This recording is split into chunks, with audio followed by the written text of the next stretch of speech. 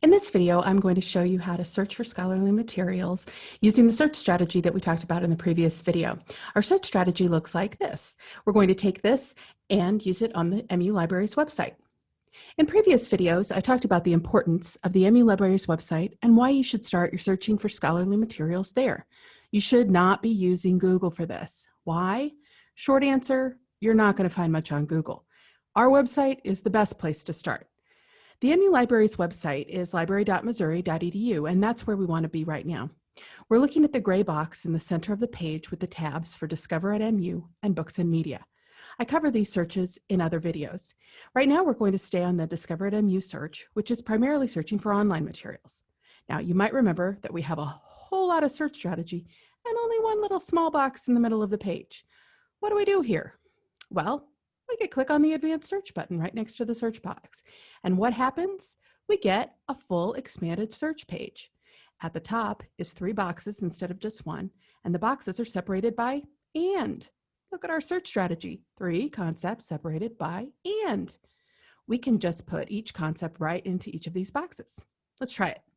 I'm going to use that sample search about concussions in high school football. I'm going to write concussion in the first box. As I write this, a drop-down box appears and I can see several different options. Take a look at this one, concussion or mild traumatic brain injury or mild TBI or MTBI. Several different search terms separated by the or, just like we did when we created our search strategy. So this is going to help you figure out those synonyms if you let it. In the second box, I'm typing high school. Again, a drop-down box appears that gives me other options, high school students or teenagers or secondary schools or adolescents. In the third box, I'm typing football. I'm just going to leave it at that. Hopefully you can see how the search strategy works with the advanced search box. The goal here is to give the search engine as many different options for getting you the articles you need. Whether or not it works is another story, but at least for now, you can see how to adjust your search terms in order to get different or better results. Let's click search and see what kind of results we get. Okay, let's look at this list of results. There's a lot we can learn just from this page. For these first few items here, we can see the icons under the title that say that these are from academic journals. That means they're scholarly materials and probably very in-depth and scientific. They're not introductions to the topic and they're not easy to skim. So we need to use lots of context clues to understand what the articles are about before we click through on them. For instance, from this page, we can see that the first article was published in the American Journal of Emergency Medicine in January 2019.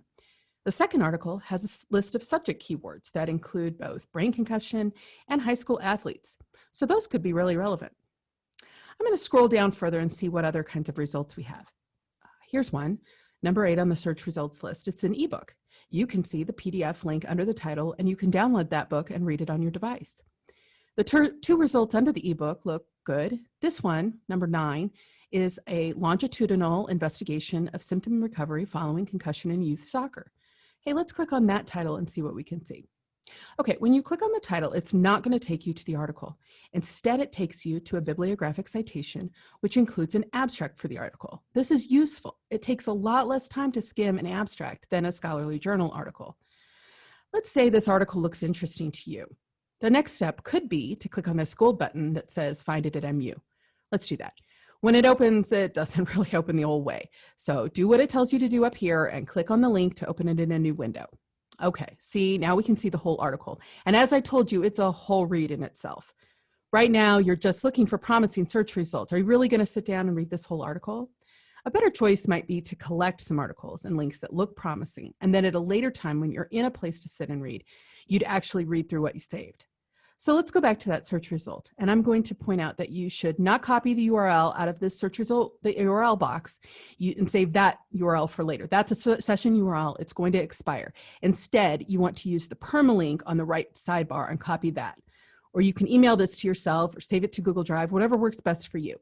I'm going to encourage the email option though, because look, when you click to email this to yourself, it's going to include not just the whole bibliographic citation and a link to the article, it's also going to include a short citation as well. And that's useful when you're creating your paper's bibliography or works cited page. You can just copy the citation right out of the email that you saved.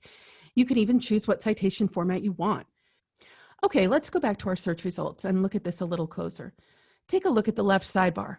There are lots of ways to filter your results. You could limit by publication date. You could look only for books or ebooks. You can also limit to academic peer-reviewed journals, and that will definitely be helpful later in your college career, so try to remember that. You can also go up and tweak your search terms to see if you get any better results. I hope this makes sense. As always, if you have questions, you can use the chat widget on the MU Libraries website to get help directly from MU librarians.